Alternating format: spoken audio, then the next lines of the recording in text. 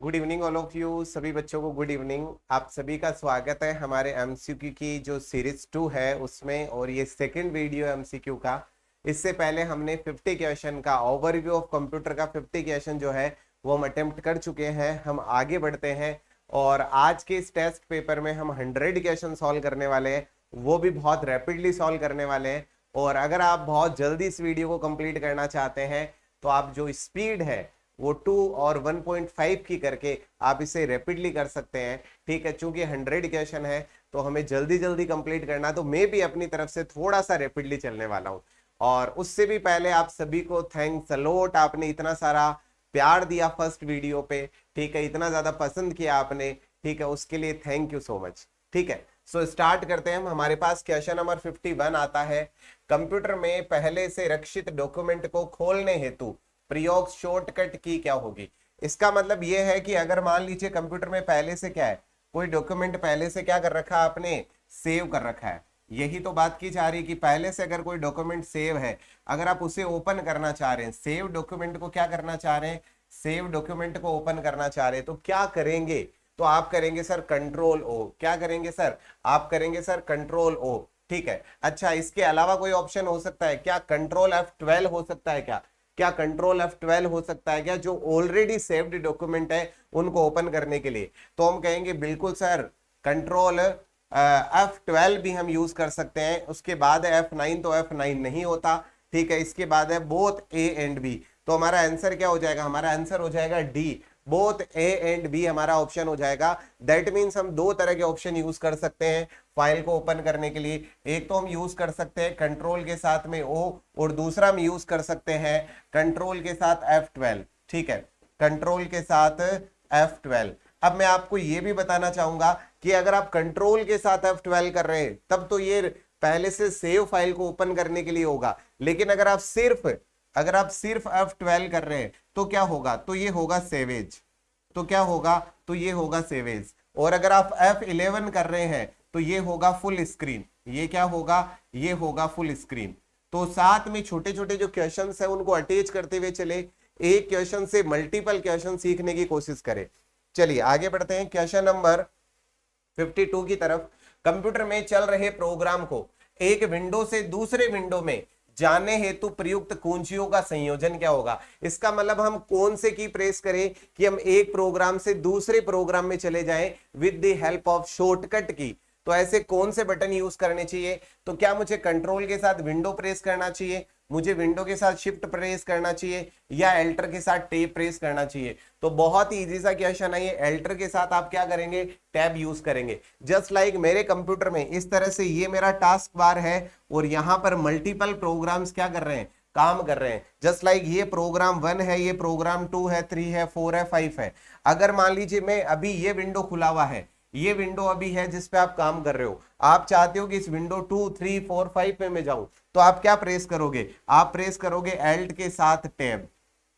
अगर आप एल्ट के साथ पहला टैब प्रेस करोगे तो आप सेकंड विंडो पे आ जाओगे, फिर से आप टैब प्रेस करोगे तो थर्ड पे, फिर से टैब फोर्थ पे, और फिर से टैब 5 पे। इस तरह से आप विंडो पे क्या कर सकते हो, स्विच कर सकते हो। किसके थ्रू, एल्टर प्लस टैब के थ्रू। तो हमारा आंसर क्या हो जाएगा, एल्टर प्लस टैब हो जाएगा। फिर आगे चलते हैं नेक्स्ट क्वेश्चन पर। किसी डॉक्यूमेंट को प्रिंट करने से पूर्व है, अच्छा जी किसी डॉक्यूमेंट को अगर आपको प्रिंट करना है और प्रिंट करने से पूर्व है प्रिंट प्रीव्यू हेतु एक डॉक्यूमेंट को प्रिंट करने हेतु शॉर्टकट कीज प्रयुक्त होती है। दैट मींस आपसे डायरेक्टली पूछा जा रहा है, एक तो प्रिंट करने के लिए और एक प्रिंट प्रीव्यू के लिए। तो प्रिंट प्रीव्यू के लिए क्या शॉर्टकट की होगा और प्रिंट करने के लिए क्या होगा। देखो अगर यहां पर बात की जा रही है प्रिंट करने के लिए, तो ये जनरली बच्चों को पता है कि कंट्रोल के साथ P यूज करते हैं अपन, क्या करने के लिए, प्रिंट करने के लिए। तो भाई पहले तो इधर देखिए आप, कंट्रोल V, कंट्रोल F2 और कंट्रोल P।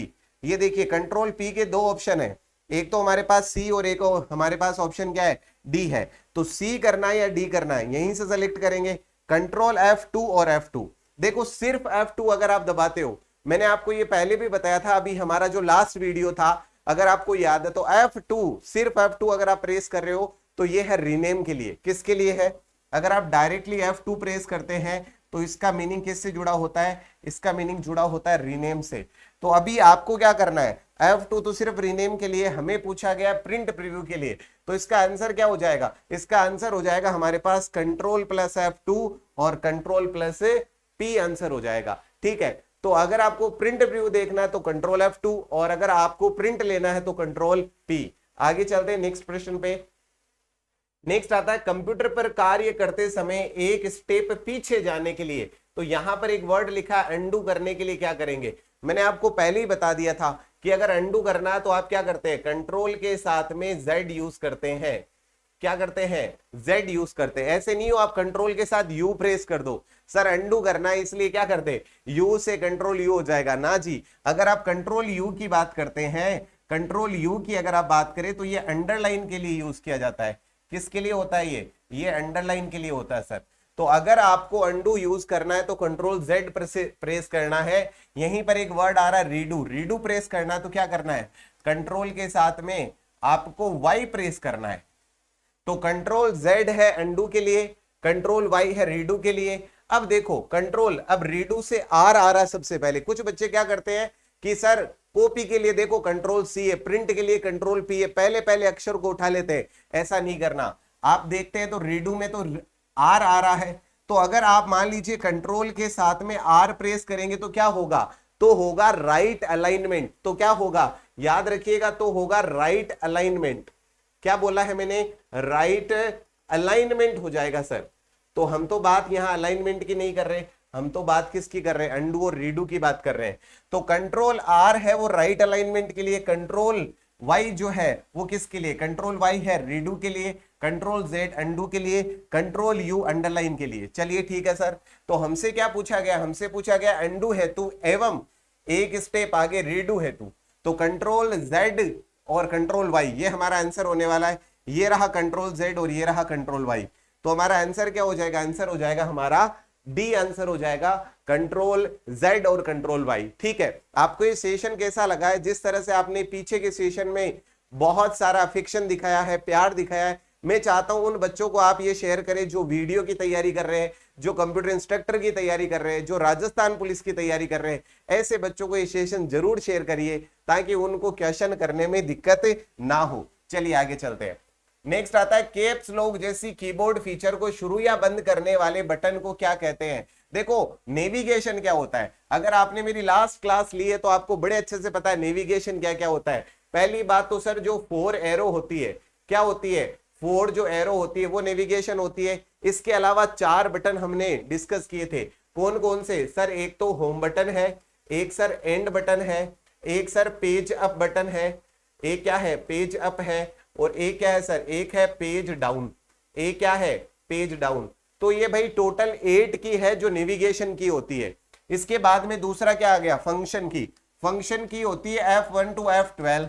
ये क्या हो गई, ये फंक्शन की हो गई।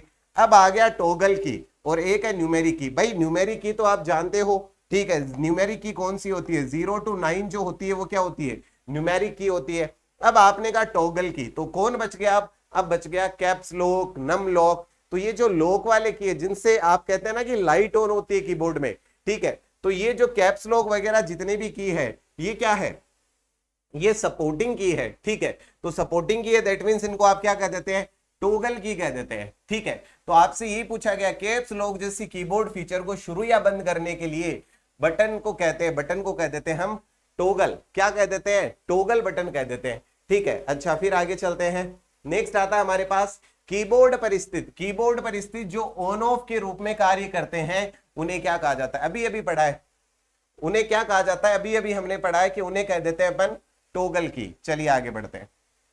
निम्न में से कौन सा टॉगल की है, टॉगल की कौन सा है, क्या स्क्रॉल लॉक टॉगल की है, बिल्कुल है। क्या नम लॉक है, बिल्कुल है। क्या कैप्स लॉक है, बिल्कुल है। देखो यहां पर जनरली आप इनके साथ लॉक वर्ड देख रहे हो, तो ऐसे होगा क्या, लॉक वर्ड क्यों लिखा हुआ है, इसलिए लिखा हुआ है अगर आप स्क्रॉल लॉक पर एक बार के लिए प्रेस कर दोगे तो उसके बाद जो आप स्क्रॉल करते हो, जो आप माउस से स्क्रॉल करते हो वो नहीं होगा।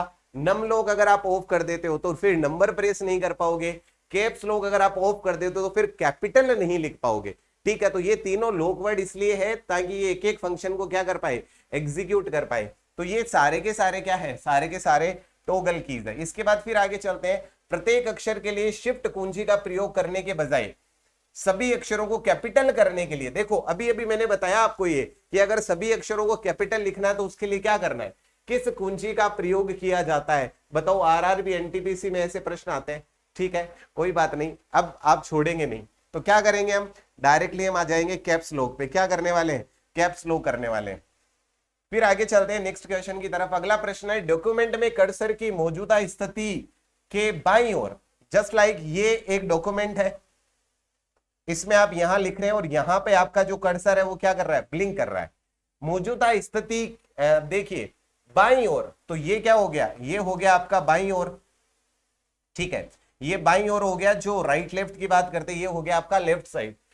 बाईं ओर के एक कैरेक्टर को डिलीट करने के लिए, अब इस तरफ एक कैरेक्टर डिलीट करना है, डिलीट करने के लिए एवं कर्सर की मौजूदा स्थिति के दाईं ओर, तो एक बार तो हम ये कह रहे हैं कि इसके इस तरफ डिलीट करना है और एक बार ये कह रहे हैं भाई साहब इस तरफ डिलीट करना है।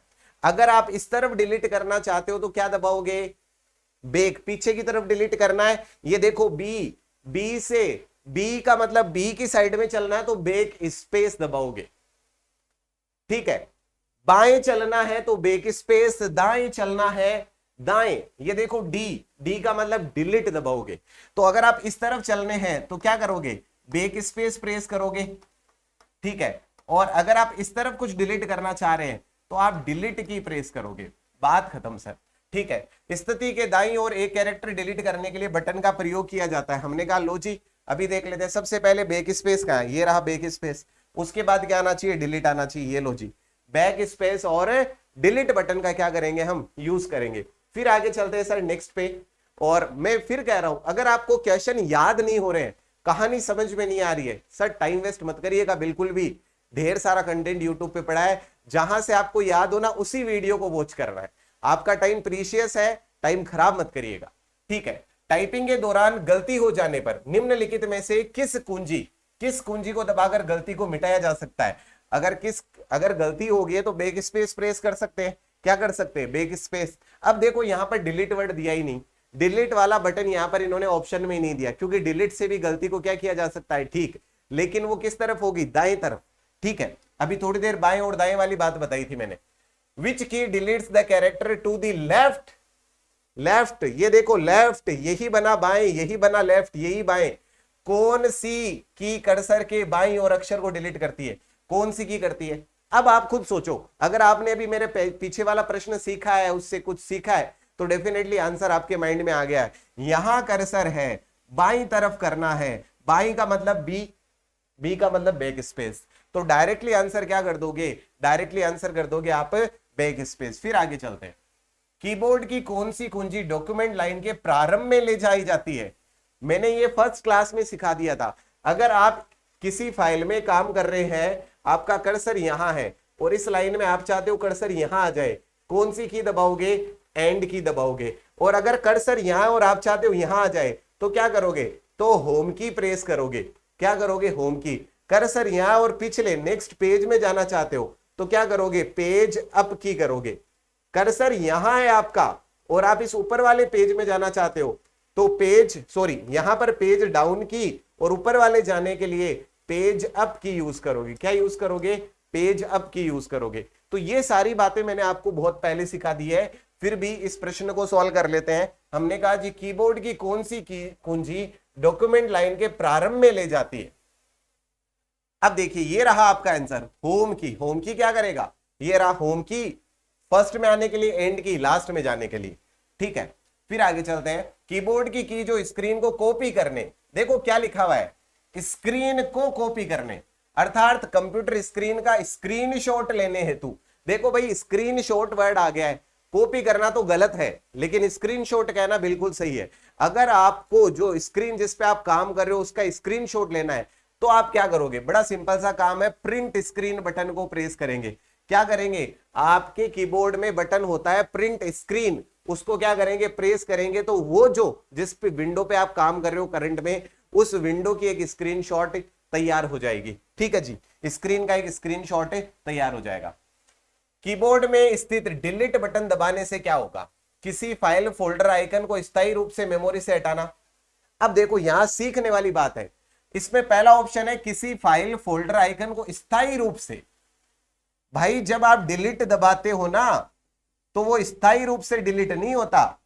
जो फोल्डर है, फाइल है, कुछ भी है, वो अस्थायी रूप से डिलीट होता है, अस्थायी रूप से डिलीट होता है। तो आपने कहा सर अस्थायी का मतलब, इसका मतलब यह है कि अगर आप डिलीट की प्रेस करोगे तो वो जो डेटा है वो आपका रिसाइकल बिन में जाएगा, वो पूर्णतया डिलीट नहीं होगा। और रिसाइकल बिन में जाने का मतलब है वहां से आप उसे रिस्टोर भी कर सकते हैं।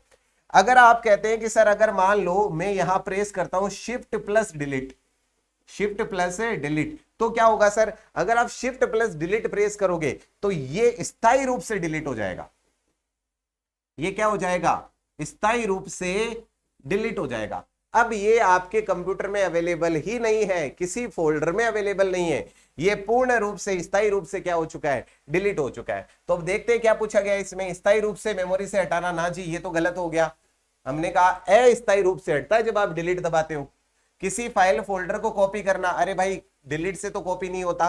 किसी फाइल फोल्डर आइकन को रिसाइकल बिन में स्टोर करना, यही बात चल रही थी। अस्थायी रूप से जब वो डिलीट होगा तो कहां जाएगा, रिसाइकल बिन में जाएगा। तो आपने कह दिया ये लीजिए सर ये तो ठीक है, उपरोक्त में से कोई नहीं।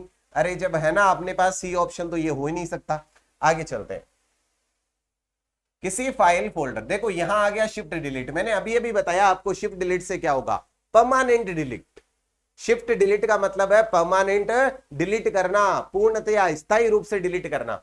चलिए देखते हैं, किसी फाइल फोल्डर आइकन को स्थायी रूप से मेमोरी से हटाना, यही हो जाएगा सर। आगे चलने की जरूरत ही नहीं पड़ेगी हमें। फिर भी देखते हैं एक बार, किसी फाइल फोल्डर आइकन को स्थायी रूप से, नहीं जी।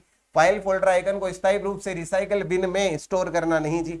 हमारा आंसर पहले ही मिल गया। आगे चलते हैं, कंप्यूटर की बोर्ड में विद्यमान कुंजी का प्रकार, इंडिकेटर कुंजी, कॉम्बिनेशन कुंजी, नेविगेशन कुंजी, उपरोक्त सभी। ये तो सारी अपने आप में क्या है, कुंजियां हैं। इसके बाद फिर आगे चलते हैं, डम टर्मिनल में मॉनिटर और साथ में क्या होता है, याद करो फर्स्ट डे, याद करो फर्स्ट डे टर्मिनल वर्ड आया था, जहां पर हमने कहा एक मॉनिटर है और उसके साथ क्या होगा, टर्मिनल बनाएगा कौन, वीडीयू। याद आया कुछ, वीडियो, क्या वीडियो अवेलेबल है यहाँ पर?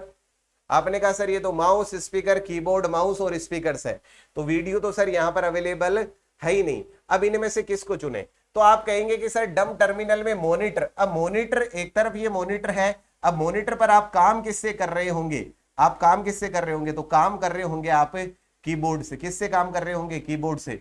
तो टर्मिनल में हमने कहा कि जो डम टर्मिनल होगा सर ये किससे बना होगा, कीबोर्ड और मॉनिटर से बना होगा। ठीक है, और ये फर्स्ट डे हमारा डिस्कशन हुआ था। कीबोर्ड और माउस को क्या कहते हैं, अब बताओ कीबोर्ड और माउस को क्या कहते हैं? सर ऐसे प्रश्न कौन पूछता है, ऐसे प्रश्न पूछते हैं राजस्थान पुलिस वाले।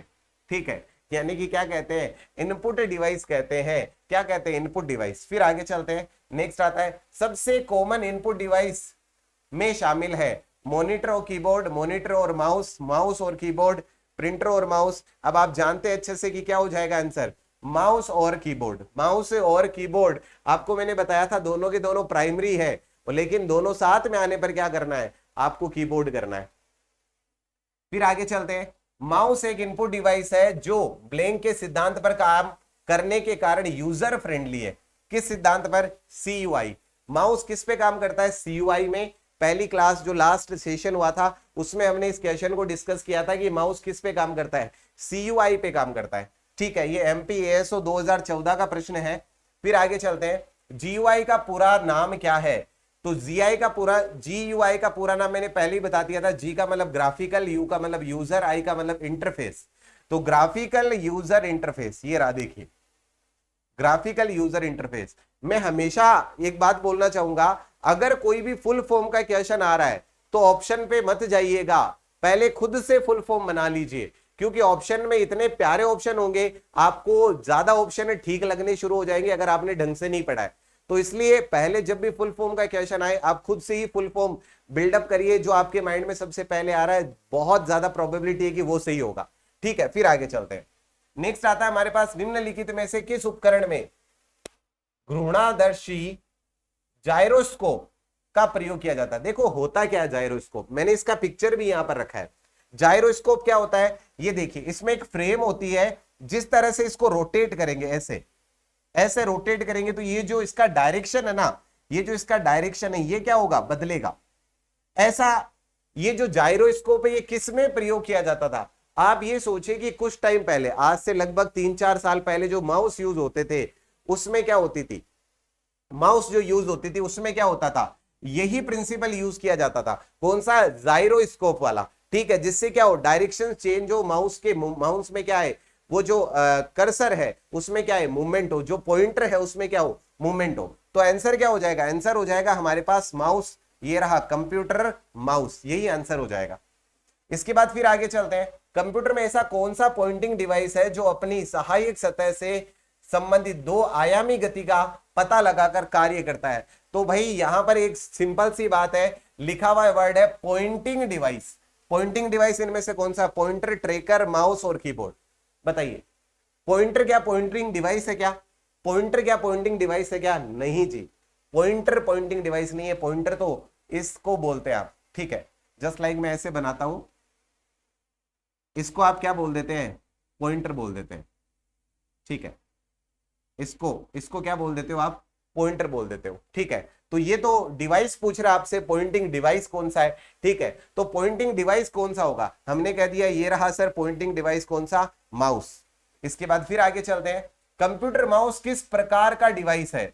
ये स्टोरेज डिवाइस है, आउटपुट डिवाइस है, सॉफ्टवेयर है, इनपुट और आउटपुट दोनों है। तो हमने कह दिया सर बड़ी सिंपल सी बात है, ये क्या है, इनपुट डिवाइस है। फिर आगे चलते हैं, कंप्यूटर के लिए माउस प्रणाली को किसने बनाया? डीसी इंजेलबर्ट ने, आईबीएम ने, इंटेल ने और टेड हॉल्फ ने। तो ये सबको पता होगा, डीसी इंजेलबर्ट किसने बनाया था? डीसी इंजेलबर्ट ने बनाया था। किसका आविष्कार किया था? माउस का आविष्कार किया था, ठीक है। ओके जी, आगे चलते हैं फिर नेक्स्ट क्वेश्चन की तरफ। इनपुट डिवाइस माउस का आविष्कार किसने किया? तो अभी अभी अपन पढ़ के आए हैं, ठीक है। ये देखिए, इसमें एक ऑप्शन जो आया है वो आया डगलस एंजलबर्ट।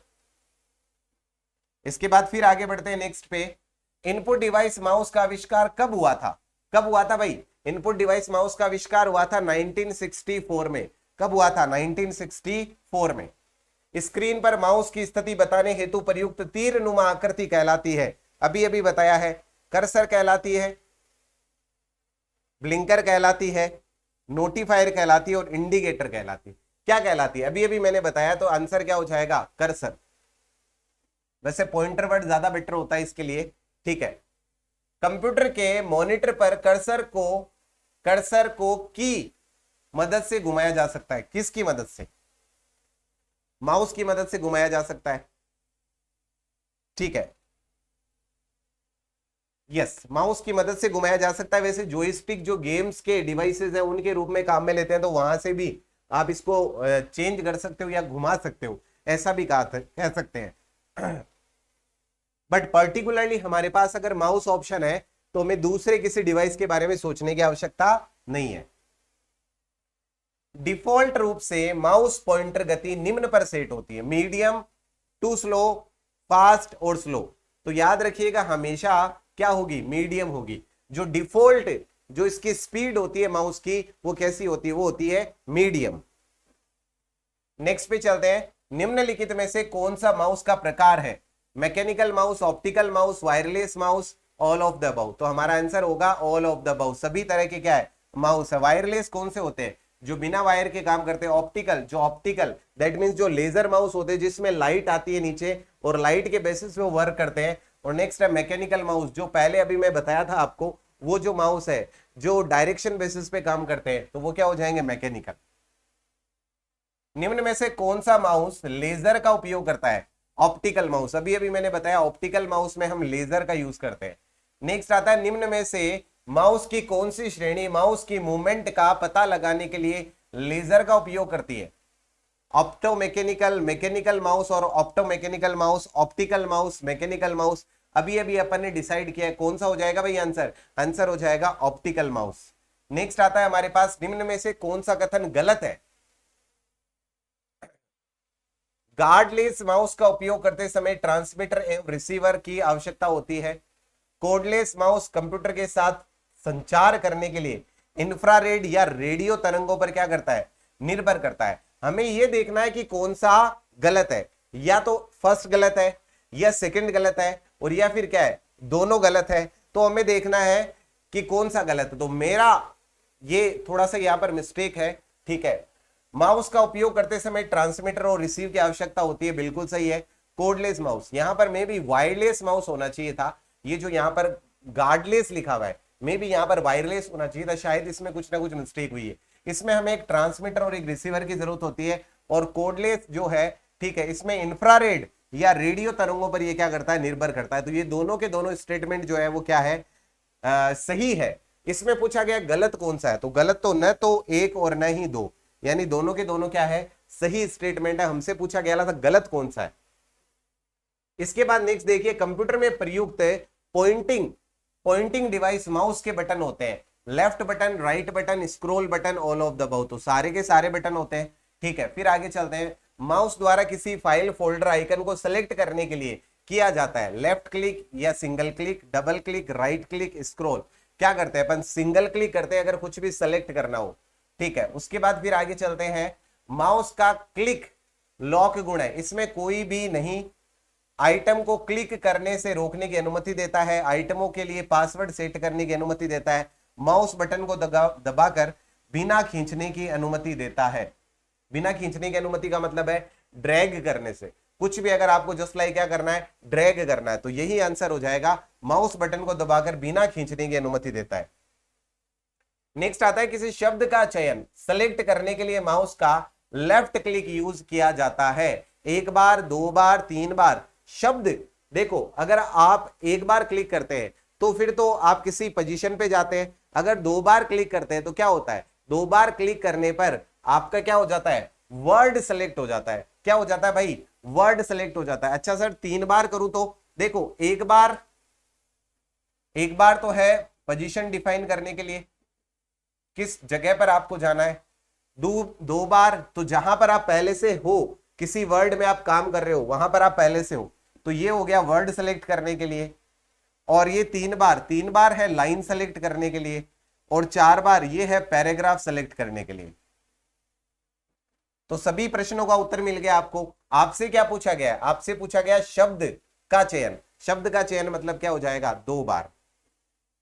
नेक्स्ट आता है, किसी लाइन या वाक्य को सेलेक्ट करने के लिए, इसका मतलब क्या करना पड़ेगा, हमें करना पड़ेगा तीन बार F8 बटन दबाए, ट्रिपल क्लिक करें, सिंगल क्लिक करें, बोथ ए एंड बी, दोनों के दोनों हम यूज कर सकते हैं। तो हमारा आंसर क्या होगा, हमारा आंसर हो जाएगा यहां पर most important A and B both.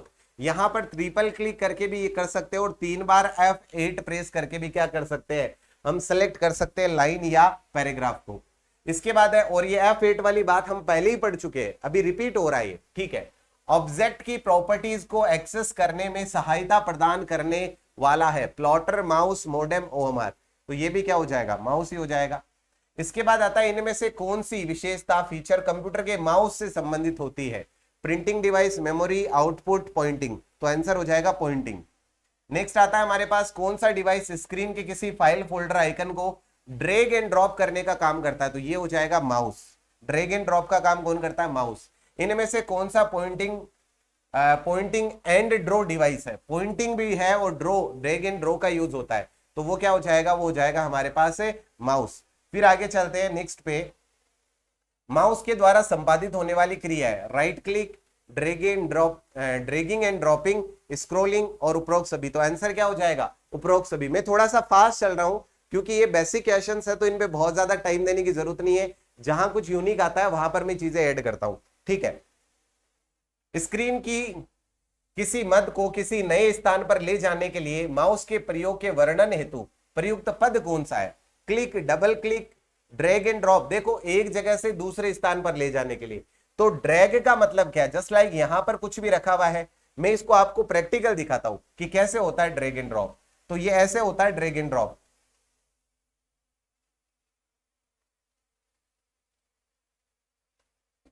जैसे मैंने यहां पर इसको सेलेक्ट कर लिया,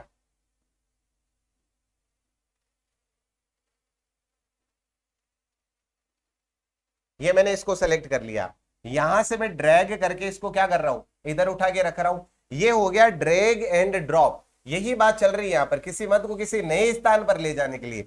तो ये जो आकृति बनी हुई थी, यहां से उठाकर मैंने यहां रख दी है, यहां से उठाकर मैंने यहां रख दी, इसी को आप क्या कह देते हो, ड्रैग एंड ड्रॉप कह देते हो। तो इस ये ड्रैग एंड ड्रॉप वाला जो फीचर है, ड्रैग एंड ड्रॉप वाला जो फीचर है, ये यूज कैसे होगा या कहां से होगा, तो हम कह देते हैं ये होगा सर माउस के थ्रू, और कैसे, ड्रैग एंड ड्रॉप के थ्रू।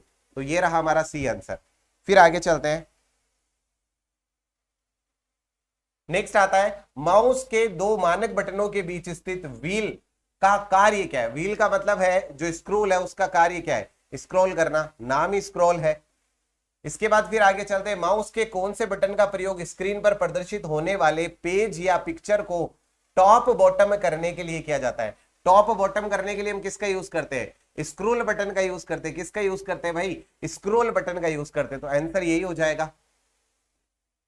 फिर आगे चलते हैं, सूची 1 का सूची 2 जिसमें माउस के कार्य बताए गए हैं मिलान करिए और नीचे दिए गए कोड से सही उत्तर का चयन करिए। चलो ठीक है भाई, लेफ्ट क्लिक से क्या होगा, राइट क्लिक से क्या होगा, स्क्रोलिंग से क्या होगा और ड्रैगिंग से क्या होगा। सबसे पहले स्क्रोलिंग वाला पकड़ते हैं, सबसे इजी काम है स्क्रीन को टॉप और बॉटम करने के लिए, ठीक है। ड्रैगिंग से क्या होगा, मूव दी आइकन, कोई भी आइकन मूव करने के लिए, ठीक है। राइट क्लिक से क्या होगा और लेफ्ट क्लिक से क्या होगा। राइट क्लिक से तो आप प्रॉपर्टी पे जाते हैं और लेफ्ट क्लिक से क्या होता है, आप आइटम को सेलेक्ट करते हैं, सिलेक्ट दी आइटम, और ये रहा आपका ओपन समथिंग, ठीक है। तो अब देख लीजिए, अब ए के लिए आंसर क्या होगा, ए के लिए आंसर हो जाएगा हमारे पास सबसे पहले सेकंड। तो ये लीजिए, ए के लिए सेकंड के 2 ऑप्शन है। बी के लिए क्या हो जाएगा, थर्ड, बी के लिए थर्ड, तो ये बी के लिए थर्ड, दैट मींस आंसर क्या हो जाएगा, बी हो जाएगा। फिर इसके लिए फोर्थ हो जाएगा और नेक्स्ट के लिए क्या हो जाएगा, 1 हो जाएगा, ठीक है। तो ये बड़े इजी क्वेश्चन है। कंप्यूटर में प्रयुक्त इनपुट डिवाइस माउस के संबंध में सत्य कथन, mouse user friendly pointing input device है, बिल्कुल है जी। माउस ग्राफिकल यूजर इंटरफेस पर आधारित डिवाइस है, ये भी बात बिल्कुल सही है। माउस द्वारा ड्रैगिंग, स्क्रॉलिंग, ड्रॉपिंग आदि क्रियाएं संपन्न की जाती है, बिल्कुल सही है। माउस द्वारा किसी फाइल या फोल्डर को सिलेक्ट करने पर उसके ऊपर हल्के नीले रंग का वर्गाकार आयताकार बॉक्स बन जाता है, ये भी बात बिल्कुल सही है। तो ये तो क्या हो गए, चारों के चारों ही क्या हो गए, सही है। हमसे क्या पूछा गया है, हमसे पूछा गया सत्य कथन है, तो हमने कहा सर ये तो चारों के चारों ही क्या है, 1 2 3 4, तो ये बी हो जाएगा 1 2 3 4। फिर आगे चलते हैं, निम्न में से पॉइंटिंग डिवाइस का समूह है। माउस पॉइंटिंग डिवाइस है, माउस के अलावा पॉइंटिंग डिवाइस कौन सा है, स्टाइलस है, ट्रैक बॉल, लाइट पेन है, जॉयस्टिक, टच पैड है, ऑल ऑफ द अबव। जितने भी ऊपर लिखे हुए सारे के सारे क्या है, सारे के सारे पॉइंटिंग डिवाइस है, बिल्कुल भी नहीं है। तो जॉयस्टिक और टच पैड ये क्या होंगे, आपके 2 पॉइंटिंग डिवाइस होंगे। माउस तो है लेकिन स्टाइलस पॉइंटिंग डिवाइस नहीं है। जस्ट लाइक आप ये कह सकते हैं मैं भी एक स्टाइलस यूज कर रहा हूं, ये पॉइंटिंग डिवाइस है, नहीं है। इसके बाद फिर आगे चलते हैं, फिर नेक्स्ट पे क्वेश्चन नंबर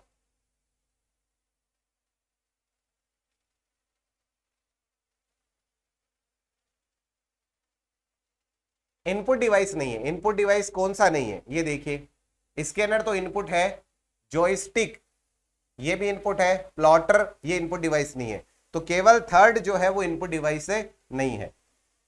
इसके बाद आगे चलते हैं, स्कैनिंग तकनीक के संबंध में सही कथन कौन सा है। स्कैनर जो है वो किसके लिए यूज किया जाता है, डिजिटल लॉकर में डॉक्यूमेंट सहेजने की क्रिया में प्रयुक्त होता है, हार्ड कॉपी डॉक्यूमेंट को किसी वेबसाइट पर अपलोड करने की प्रक्रिया में प्रयुक्त होता है, डॉक्यूमेंट की हार्ड कॉपी को सॉफ्ट कॉपी में बदलकर डिजिटल कम्युनिकेशन की प्रक्रिया में प्रयुक्त होता है, और उपरोक्त सभी। अब देखो एक बार सोचिए कि अगर यहाँ हार्ड कॉपी डॉक्यूमेंट को किसी वेबसाइट पर अपलोड करना है, तो वेबसाइट पर हार्ड कॉपी तो अपलोड होगी नहीं, आपको कन्वर्ट करना पड़ेगा किस में, उसको सॉफ्ट कॉपी में कन्वर्ट करना पड़ेगा। सॉफ्ट कॉपी में कन्वर्ट करके ही आप उसे क्या कर सकते हो, अपलोड कर सकते हो। यहां देखिए डिजिटल लॉकर में, अब भाई अगर किसी चीज को डिजिटल लॉकर में रख रहे हो तो वो होना क्या चाहिए, डिजिटल फॉर्म में होना चाहिए। इसका मतलब यहां पर भी आप किसका यूज करोगे, स्कैनर का यूज करोगे। तो आंसर क्या होगा, आंसर होगा उपरोक्त सभी।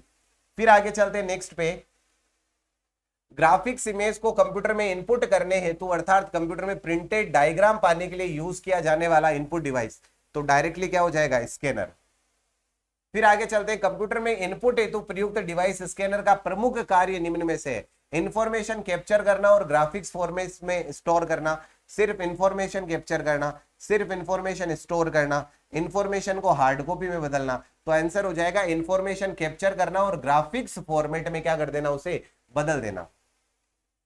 फिर आगे चलते हैं, निम्नलिखित में से कौन से स्कैनर का इनपुट डिवाइस के रूप में प्रमुख कार्य नहीं है। इनपुट डिवाइस के रूप में छपे हुए डेटा को डिजिटल रूप में बदलना, डिजिटल डेटा को हार्ड कॉपी में बदलना। अब डिजिटल डेटा को हार्ड कॉपी में बदलना, ये तो किसका काम नहीं है, ये तो भाई आपके स्कैनर का काम नहीं है। डिजिटल डेटा को हार्ड कॉपी में बदलने का काम है किसका, तो हमारा आंसर होगा सर ये काम है प्रिंटर का।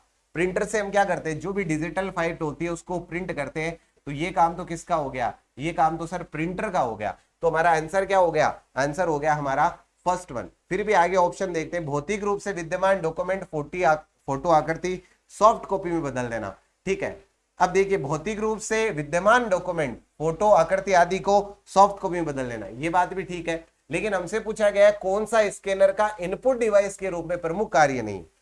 किसी भौतिक चित्र फोटो आकृति को डिजिटल रूप में बदलना, ये सारे तो बेसिकली कार्य है, लेकिन ये कार्य किसका, ये कार्य है आपके प्रिंटर का। तो आंसर क्या हो जाएगा, आंसर हो जाएगा आपका बी, आंसर हो जाएगा यहाँ पर। वो कौन सा उपकरण है जो एक भौतिक छवि को डिजिटल में बदल देता है, तो हमारा आंसर हो जाएगा स्कैनर। क्या हो जाएगा भाई, आंसर हो जाएगा स्कैनर। फिर आगे चलते हैं, इनमें से कौन सी इनपुट डिवाइस है, इनमें से कौन सी इनपुट डिवाइस है, तो आंसर क्या हो जाएगा, आंसर हो जाएगा स्कैनर एक इनपुट डिवाइस है। किसी छपे हुए चित्र या टेक्स्ट की डिजिटल रूप में तथा डिजिटल चित्र या टेक्स्ट को छपे हुए रूप में लाने के लिए, छपे हुए रूप में लाने के लिए उपकरण का प्रयोग करते हैं। देखो अगर आप ये कह रहे हो कि छपे हुए चित्र या टेक्स्ट को डिजिटल में लेकर आना है, तब तो क्या होगा, तब तो स्कैनर होगा। और अगर पहले से डिजिटल रूप में है तो उसको हार्ड कॉपी में अगर लेके आना है तो क्या होगा, तो प्रिंटर होगा। दैट मीन्स हमारा आंसर होगा स्कैनर व प्रिंटर। तो ये रहा स्कैनर और ये रहा प्रिंटर, तो यही आंसर हो जाएगा। नेक्स्ट आता है, निम्नलिखित में से किस प्रकार का स्कैनर अक्षरों को प्रकाश की मदद से पढ़ता है। देखो किसको पढ़ता है, अक्षरों को पढ़ता है, यहीं से सारी कहानी ऑपरेट होने वाली। किसको पढ़ता है, अक्षरों को। अक्षरों को इंग्लिश में क्या कहते हैं, आप कहते हैं सर कैरेक्टर्स। ठीक है, तो अब देखिए optical barcode recognition, optical mark recognition, mark का मतलब है पर्टिकुलर मार्क से, optical character recognition, magnetic ink character recognition. ठीक है, ऑप्टिकल मार्क रिकॉग्निशन जो क्या करता है, अक्षरों का मतलब, अक्षरों का मतलब है कैरेक्टर से, तो कैरेक्टर के लिए कौन सा है, ऑप्टिकल कैरेक्टर रिकॉग्निशन। ये लीजिए आंसर क्या हो जाएगा, आंसर हो जाएगा ऑप्टिकल कैरेक्टर रिकॉग्निशन। इसके बाद फिर आगे चलते हैं नेक्स्ट क्वेश्चन की तरफ।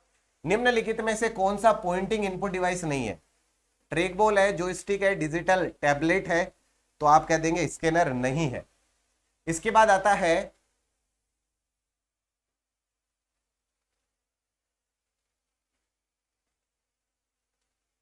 निम्नलिखित में से क्या हस्तलिखित या मुद्रित अवतरण को डिजिटल इमेज बनाकर मेमोरी में स्टोर करता है। हस्तलिखित को डिजिटल बनाने का काम मतलब किसका है, ये काम तो सर स्कैनर का है। किसका है, स्कैनर का। ब्लैंक का प्रयोग हाथ से लिखे हुए मुद्रित टेक्स्ट को डिजिटल इमेज बनाने मेमोरी में स्टोर, अरे फिर से वही बात आ गई, स्कैनर। निम्नलिखित में से कौन सा एक आउटपुट डिवाइस नहीं है, इनमें से कौन सा आउटपुट डिवाइस नहीं है। स्कैनर तो सर इनपुट डिवाइस है, आप पूछ रहे हो कि कौन सा आउटपुट डिवाइस नहीं है, इसका मतलब यही आंसर हो जाएगा, ये क्या है, इनपुट डिवाइस है। इसके बाद फिर आगे चलते हैं, नेक्स्ट आता है हमारे पास, निम्नलिखित में से कौन सा एक निवेश युक्ति यानी कि इनपुट डिवाइस, इनपुट डिवाइस का उदाहरण है। निम्न में से कौन सा एक इनपुट डिवाइस का उदाहरण है, तो ये रहा स्कैनर क्या है, एक इनपुट डिवाइस है। सर ये तो बहुत इजी क्वेश्चन है, बिल्कुल सही कहा आपने। स्कैनर स्कैन करता है टेक्स्ट को, इमेज को, एंड बी बोथ को, उपरोक्त में से कोई नहीं, तो टेक्स्ट और इमेज दोनों को स्कैन करता है। एक इनपुट डिवाइस है जो फोटोकॉपी मशीन की तरह कार्य करता है। जब कोई जानकारी कागज पर उपलब्ध होती है तब इसका उपयोग किया जाता है और अधिक उपयोग प्रोसेसिंग के लिए इसे कंप्यूटर के हार्ड डिस्क पर स्थानांतरित करने की आवश्यकता होती है। तो ये क्या होगा, लाइट पेन होगा, डिजिटल कैमरा होगा, टच पैड होगा या स्कैनर। तो फिर से आंसर क्या हो जाएगा, स्कैनर। फिर आगे चलते, किसी परीक्षा के ऑनलाइन आवेदन पत्र में प्रतियोगी परीक्षार्थी कि फोटो, अंक तालिका आदि को अपलोड करने हेतु, डॉक्यूमेंट की सॉफ्ट कॉपी बनाने हेतु प्रयुक्त डिवाइस कौन सा है? प्रिंटर है, ओसीआर है, स्कैनर है या माउस है? ये बहुत ही अच्छा प्रश्न है। आंसर क्या होगा? स्कैनर। बहुत सारे बच्चे ओसीआर चुन लेते हैं। यहां पर आंसर याद रखना, अभी आपसे ये पूछा जा रहा है सॉफ्ट कॉपी बनाने के लिए, तो आंसर क्या हो जाएगा? स्कैनर। सॉफ्ट कॉपी बनाने के लिए क्या होगा? स्कैनर। हार्ड कॉपी को सॉफ्ट कॉपी में बदलने हेतु प्रयुक्त होता है एवं इसके विपरीत क्रियाविधि हेतु प्रयोग में लिया जाता है। हार्ड कॉपी को सॉफ्ट कॉपी में बदलने का काम है प्रिंटर का, सॉरी स्कैनर का, और इसके विपरीत स्कैनर के विपरीत हो जाएगा प्रिंटर। तो ये हो जाएगा सी आंसर। फिर आगे चलते हैं नेक्स्ट पे। फोटोकॉपी मशीन में ब्लैंक एक फैक्स मशीन में ब्लैंक स्कैनर प्रमुख रूप से प्रयुक्त होते हैं। पहली बात तो फोटोकॉपी में कौन सा स्कैनर प्रयुक्त होता है ये देखना है। शीट फीड या फ्लैट बेड, या शीट फीड या फ्लैट बेड। आप तो शीट वर्ड से सोचिए, आप तो किससे सोचिए? शीट वर्ड से, कि सर शीट फीड का मतलब जहां पर शीट फीड हो, और फ्लैट बेड का मतलब जहां पर मल्टीपल टाइप्स के ऑप्शन अवेलेबल हो। तो फोटोकॉपी मशीन में आप ऐसे कहते थे ये फ्लैट बेडेड होता है सर, तो आप यहां पर आंसर क्या करते हैं? Flat bed. अब आपके पास दो ऑप्शन तो कट हो गए। अब बच्चे में जो दो ऑप्शन है उस पे काम करते हैं, बच्चे में जो दो ऑप्शन है उन पे काम करते हैं कि इनमें क्या होगा? Sheet feed, hand held. तो दूसरा क्या देखो, फैक्स मशीन में होता है शीट फीड। फिर से याद करवा रहा हूं, अगर आपसे पूछा जाए फोटोकॉपी, अगर आपसे क्या पूछा जाए?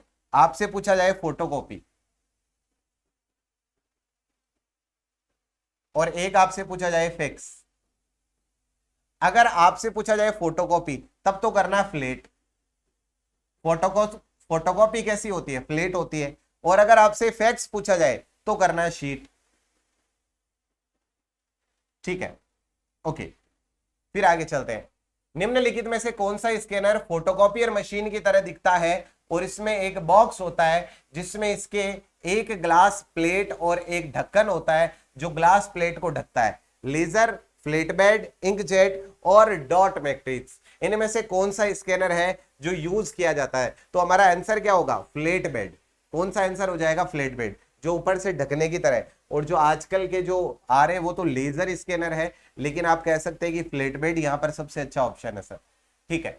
मोबाइल के द्वारा स्कैनिंग करने हेतु कौन सा स्कैनर उपयोग में लिया जाता है? Sheet feed, flat bed, hand held. अब देखो, अब आप खुद थोड़ा सा लॉजिक लगाइए, दिमाग लगाइए, कौन सा हो सकता है जिसको हाथ में हेल्ड किया जा सके? जिसको हाथ में हेल्ड किया जा सके तो मोबाइल तो आप हाथ में ही हेल्ड करते हैं, दैट मींस आंसर क्या हो जाएगा? हैंड हेल्ड हो जाएगा। ठीक है, फिर आगे चलते हैं नेक्स्ट पे। व्याख्या। स्कैनिंग की प्रक्रिया प्रयुक्त स्कैनर के प्रयोग मुख्यतः है फ्लैट बेड, शीट फीड और हैंड हेल्ड। ये फोटोकॉपी मशीन के लिए होता है फ्लैट बेड, फैक्स मशीन के लिए शीट फीड, और मोबाइल कैमरे के लिए क्या हो जाएगा? Hand held. ये जानकारी मैं बता चुका हूं आपको। निम्नलिखित में से कौन सा इनपुट डिवाइस यूजर प्रोग्रामेबल है? जिसको यूजर प्रोग्राम करता है। जिसको कौन प्रोग्राम करता है? जिसको यूजर प्रोग्राम करता है। तो ऐसा यूजर इनपुट डिवाइस कौन सा जो यूजर प्रोग्रामेबल है? तो हमारा आंसर क्या होगा? आंसर होगा हमारा डीवीडी, स्मार्ट टर्मिनल, डम टर्मिनल, होगा हमारा इंटेलिजेंट टर्मिनल। इंटेलिजेंट टर्मिनल का मतलब जिसमें किसी ने बुद्धि लगाई है, इसका मतलब यूजर ने प्रोग्राम किया उसको। ठीक है, इसके बाद फिर आगे चलते हैं। डम टर्मिनल क्या होता है सर? अभी डम टर्मिनल की अगर बात करें तो जिसमें कोई बुद्धि नहीं लगाई गई है, कोई इंटेलिजेंस नहीं लगाई गई है। तो ये मैंने एक हिंट दिया आपको, तो आंसर क्या हो जाएगा? आंसर हो जाएगा नगण्य इंटेलिजेंस वाला टर्मिनल, जिसमें किसी तरह की, डम का मतलब ही क्या होता है? मूर्ख। डम का मतलब क्या होता है? मूर्ख होता है। तो जिसमें कोई बुद्धि नहीं लगाई है वो क्या हो जाएगा? नगण्य इंटेलिजेंस वाला टर्मिनल हो जाएगा। फिर आगे चलते हैं नेक्स्ट पे। नेक्स्ट आता है हमारे पास बार कोड के संबंध में सही कथन। यह मशीन रीडेबल कोड है। जो बार कोड है वो एक मशीन रीडेबल कोड है, सिर्फ नंबर एवं लाइंस के द्वारा प्रयोग किया जाता है या उनके द्वारा दर्शाया जाता है। इसमें अलग अलग लंबाई चौड़ाई की समांतर काली एवं सफेद लाइनों द्वारा दर्शाया जाता है। भाई आप जो फॉर्म भरते हो, आपकी फोटो के जस्ट नीचे ऐसे लाइन बनी होती है, आपने देखा होगा ऐसे लाइन बनी होती है। तो ये जो लाइन बनी होती है यही क्या है? यही है बार कोड। तो अब आपका जो दूसरा विकल्प है ये वही बात कर रहा है, इसमें अलग अलग लंबाई चौड़ाई की समांतर काली एवं सफेद लाइनों द्वारा क्या किया जाता है? इसको दर्शाया जाता है। ठीक है, अच्छा और क्या हो सकता है इसमें? एक बार ये देखते हैं, क्योंकि 4 ऑप्शन के बाद नीचे विकल्प भी बनाए गए हैं, तो हम बाकी के जो ऑप्शंस हैं उनको भी क्या कर लेते हैं, उनको भी एक बार के लिए देख लेते हैं। ठीक है, अब वापिस एक एक करके चेक करना पड़ेगा, क्योंकि सही कथन कौन सा है। ये मशीन रीडेबल कोड है, मशीन इसे रीड कर सकता है, ये बिल्कुल ठीक है। इसके बाद ये हमने देख लिया, किसी प्रोडक्ट पर लगे बारकोड में उसकी निर्माता कंपनी, उसका मूल्य, मात्रा आदि से संबंधित जानकारी स्टोर रहती है। ये क्या है, ये तो गलत है सर। इसके बाद बारकोड बैंक, पुस्तकालय, शॉपिंग मॉल आदि में काम में लिया जाता है, ये भी क्या हो गया, ये भी गलत हो गया सर। तो आंसर क्या हो गया, फर्स्ट और सेकंड। आंसर क्या हो गया, फर्स्ट और सेकंड। ठीक है, लेकिन ऐसा तो होता है, मैंने जल्दबाजी कर दी है सर, इसको ठीक करूंगा मैं। प्रोडक्ट जो है उसमें हम चाहे तो उसमें with the help of software उसमें सारी इंफॉर्मेशन ऐड कर सकते हैं बारकोड में, तो ये बात कहना भी क्या है, ये बात भी सही है और ये बात भी बिल्कुल ठीक है। बारकोड बैंक, पुस्तकालय, शॉपिंग मॉल आदि में भी क्या लिया जाता है, काम में लिया जाता है, प्रोडक्ट्स के रूप में भी इसे क्या लिया जाता है, काम में लिया जाता है। तो यहां पर आंसर है जिसमें सभी सही है, ऐसा विकल्प कौन सा है, ऐसा विकल्प है हमारे पास बी, फर्स्ट, सेकंड, थर्ड और फोर्थ, चारों के चारों ऑप्शंस क्या है, सही है।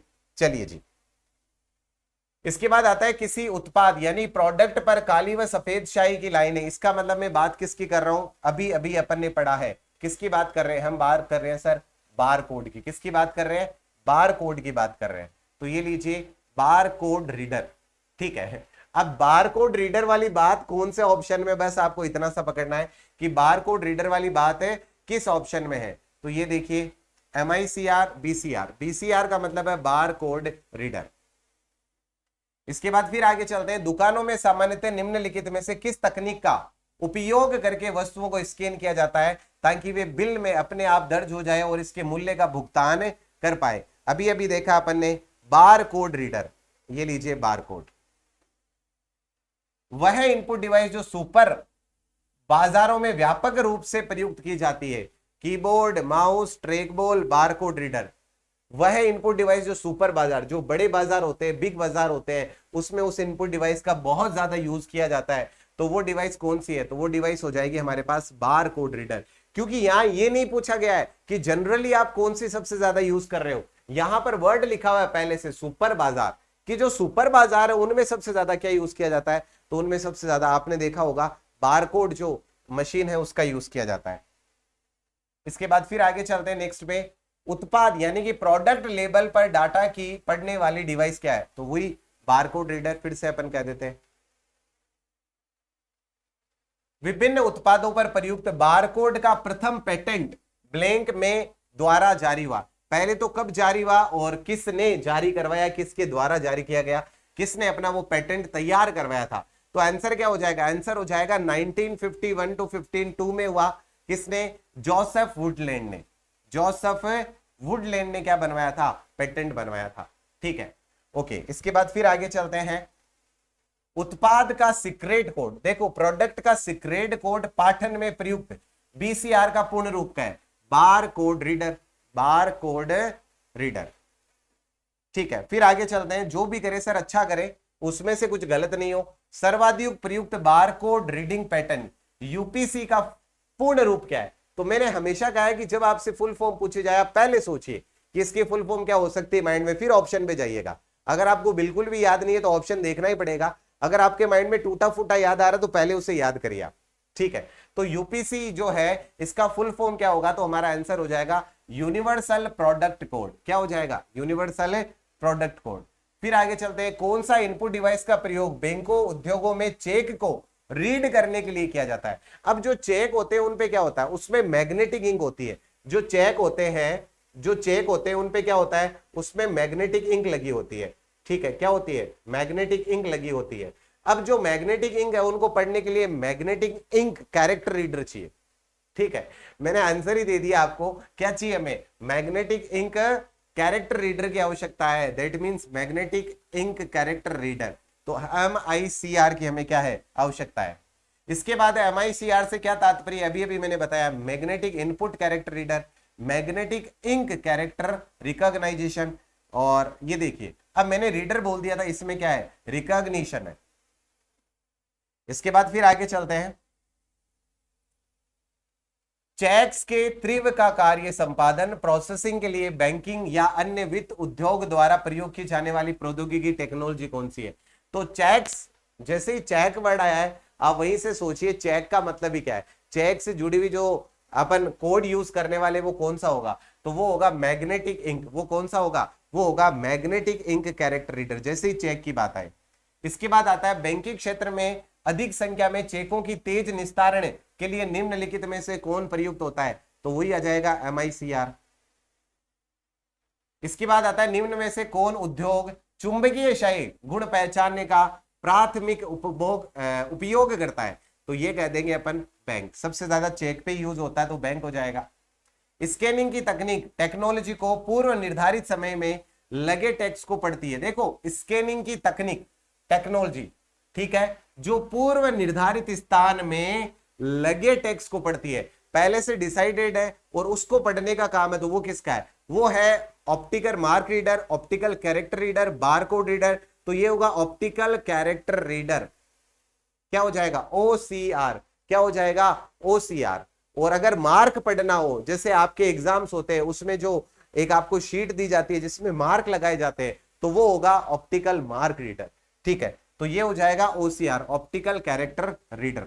क्या हो जाएगा भाई? OCR, optical character reader. इसके बाद फिर आगे चलते हैं। इनपुट डिवाइस OCR का पूरा नाम क्या है? Optical character recognition. अभी मैंने रीडर बोल दिया था तो इसको ठीक करना है। इसके बाद आता है ऑप्टिकल कैरेक्टर रीडर। ठीक है, जैसे OCR अभी मैंने बोला था, किसका एक उदाहरण है? किसका एक उदाहरण है? क्या ये इनपुट डिवाइस है? क्या ये आउटपुट डिवाइस है? तो ये है क्या? तो हमारा आंसर हो जाएगा सर ये एक इनपुट डिवाइस है, क्योंकि जैसे ही आप इसको क्लिक करोगे ये क्या लेगा? वहां से डेटा को रिसीव करेगा। ठीक है, क्या करेगा? डेटा को वहां से रिसीव करेगा। फिर आगे चलते हैं नेक्स्ट पे। स्कैनर एक विशेष सॉफ्टवेयर के संयोजन से बने इनपुट डिवाइस OCR का प्रमुख कार्य क्या है? ठीक है, जस्ट ए मिनट।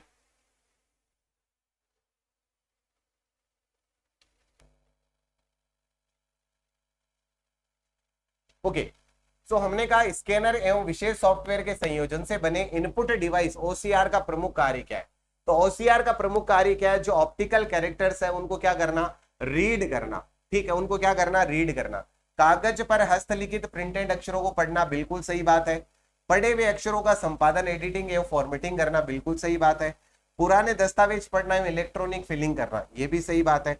ये सही है। इसका मतलब तो आंसर क्या हो गया? उपरोक्त सभी। फिर आगे चलते हैं नेक्स्ट पे। प्रतियोगी परीक्षा में बहुविकल्पीय प्रश्नों की जांच करने का कार्य किसके द्वारा किया जाता है? तो हम अभी अभी पढ़ के आए हैं, अगर मार्क को रीड करना है तो ऑप्टिकल मार्क रीडर। इसीलिए आप कहते हो सर हमने क्या फिल किया? OMR फिल किया है। क्या फिल किया है? OMR फिल किया है। इसके बाद देखिए, प्रतियोगी परीक्षाओं में उत्तर पुस्तिका स्कैन करने के लिए किसका यूज करते हैं? OMR का। फिर आगे चलते हैं। वस्तुनिष्ठ उत्तर पुस्तिका, देखो इतना पढ़ने के बाद ही आंसर आ जाएगा। क्या पूछा गया है? OMR का पूरा नाम ऑप्टिकल मार्क रीडर। ठीक है, इसके बाद में आगे बढ़ते हैं। माउस के विकल्प के रूप में प्रमुख रूप से प्रयोग किया जाने वाला पॉइंटिंग डिवाइस कौन सा है? माउस के विकल्प के रूप में जो माउस के लिए या माउस के जगह पर जिसका क्या किया जा सकता है? यूज किया जा सकता है, तो वो होगा ट्रैक बॉल। क्योंकि आपको ये पर्टिकुलरली बोला जा रहा है कि माउस के प्लेस पर जो इनपुट डिवाइस यूज किया जा सकता है वो कौन सा? तो आंसर क्या हो जाएगा? ट्रैक बॉल आंसर हो जाएगा। फिर आगे चलते हैं नेक्स्ट पे। ब्लैंक एक ऐसा इनपुट डिवाइस है जिसका प्रयोग प्रमुख रूप से चिकित्सा एवं कंप्यूटर एडेड डिजाइन केड के लिए किया जाता है, तो वो कौन है? तो हमारा आंसर हो जाएगा वो है सर ट्रैक बॉल। क्या हो जाएगा? Track ball. Computer aided design में। और जॉयस्टिक किसके लिए? जॉयस्टिक है पर्टिकुलर गेम्स के लिए। ये किसके लिए? गेम्स के लिए। और तो ये तो जनरली यूज करते हैं स्कैनर। मोशन डेटा को कंप्यूटर या दूसरे इलेक्ट्रॉनिक डिवाइस में प्रविष्ट करने के लिए किस इनपुट डिवाइस का उपयोग किया जाता है? कौन से डेटा को? मोशन डेटा को। जो एनिमेटेड डेटा होते हैं उनको इंसर्ट करने के लिए हम यूज करते हैं किसका? ट्रैक बॉल का। ठीक है, बाकी ऑप्शन देखिए, barcode reader, magnetic ink character reader, light pen, तो ये तो बिल्कुल ही नहीं हो सकते। ऑप्शन ही इतने बहुत डिफरेंट है। कंप्यूटर सिस्टम में गेम्स खेलने के लिए, अब गेम्स आ गया, इसका मतलब क्या होना है? इसका मतलब क्या होना है? जॉयस्टिक होना है। ठीक है, फिर आगे चलते हैं 148 पे। निम्नलिखित में से कौन सा एक उपकरण है जिसे कंप्यूटर मॉनिटर या उसी तरह के डिस्प्ले स्क्रीन पर इमेज की गति को नियंत्रित करने के लिए, किसकी, इमेज की गति को नियंत्रित करने के लिए दिशाओं में घुमाया जा सकता है। इमेज की गति को नियंत्रित करने के लिए दिशाओं में घुमाया जा सकता है। ये MICI डिवाइस है, जॉयस्टिक है, विजुअल डिस्प्ले यूनिट है, ऑप्टिकल मार्क रीडर। तो आंसर क्या हो जाएगा, जॉयस्टिक। ठीक है, जॉयस्टिक जो है वो क्या कर सकता है, मोशंस को मैनेज कर सकता है। ठीक है, निम्नलिखित में से क्या एक आउटपुट डिवाइस नहीं है। आउटपुट डिवाइस कौन सी नहीं है, दैट मींस इनपुट डिवाइस है। ठीक है, plotter, projector, joystick, headphone. Headphone वाला बड़ा विचारणीय मुद्दा है। ठीक है, हेडफोन जब आता है, क्योंकि आजकल जो हेडफोन आ रहे हैं वो इनपुट और आउटपुट दोनों डिवाइसेस की तरह काम करते हैं। ठीक है, बट जनरली जब हेडफोन एग्जाम में आता तो हम इसे क्या कहते हैं, आउटपुट डिवाइस ही कहते हैं। ये बात याद रखिएगा। ठीक है, कुछ बच्चे कहेंगे कि सर हम तो इससे वॉइस भी यूज कर सकते हैं, रिकॉर्ड कर सकते हैं, तो इसलिए मैंने ये बात बताना थोड़ा सा ठीक समझा। तो आंसर क्या होगा, आंसर हो जाएगा आपका जॉयस्टिक। जो आउटपुट डिवाइस नहीं है, दैट मींस ये क्या है, इनपुट डिवाइस है जॉयस्टिक।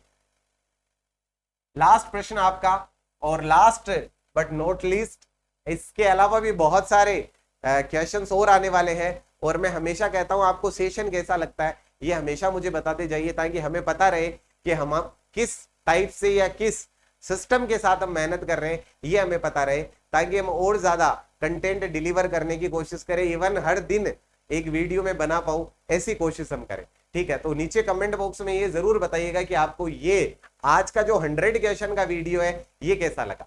ठीक है, तो लास्ट क्वेश्चन देखिए, लाइट पेन और जॉयस्टिक है, ये कितने सारे एग्जाम में आया हुआ है। देखिए एक ही प्रश्न कितने सारे एग्जाम में आया हुआ है।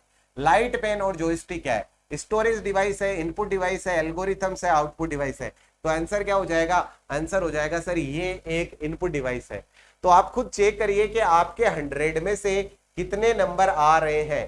ठीक है, ये भी चेक करिए, और मिलते हैं नेक्स्ट वीडियो में। नेक्स्ट वीडियो में हम एक नया चैप्टर डिस्कस करना शुरू करेंगे। ये ओवरव्यू वाली बात जो है हमारी कंप्लीट हो गई है। मैं अब नेक्स्ट चैप्टर की तरफ बढ़ूंगा आगे। ठीक है, और आपको ये जरूर बताना है कि आपको ये वीडियो कैसा लगा। मिलते हैं नेक्स्ट वीडियो में। Thanks a lot.